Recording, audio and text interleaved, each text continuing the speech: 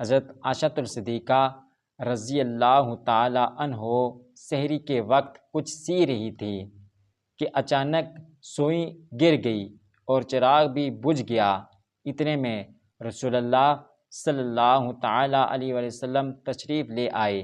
چہرہ انور کی روشنی سے سارا گھر روشن ہو گیا، یہاں تک کہ سوئی مل گئی۔ ام المؤمنین حضرت عائشہ الصدیقہ رضی اللہ تعالی عنہ نے عرض کی، یا رسول اللہ صلی اللہ تعالی علیہ وآلہ وسلم، آپ کا چہرہ اتنا روشن ہے۔ حضور اکرم صلی اللہ تعالی علیہ وآلہ وسلم نے ارشاد فرمایا، اس شخص کے لیے ہلاکت ہے جو مجھے قیامت کے دن نہ دیکھ سکے گا۔ عرض کی، یا رسول اللہ صلی اللہ تعالی علیہ وسلم، وہ کون ہوں گے؟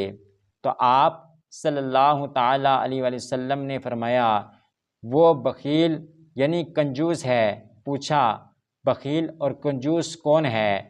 تو پیارے آقا مدینے والے مصطفیٰ صلی اللہ تعالی علیہ وآلہ وسلم نے فرمایا کہ جس نے میرا نام لیا اور وہ مجھ پر درود پاک نہ پڑھے۔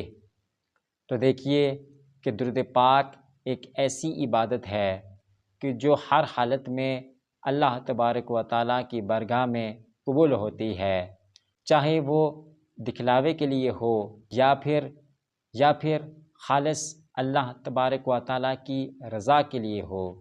درود پاک ایک ایسی عبادت ہے جو ہر حالت میں قبول ہوتی ہے۔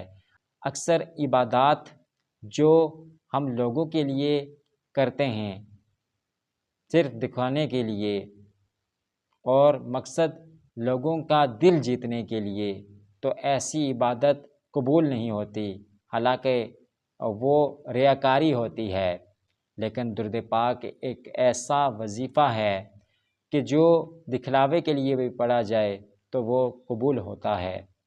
دعا ہے کہ رب تعالی ہمیں روزانہ درود پاک پڑھنے کی توفیق عطا فرمائے، آمین۔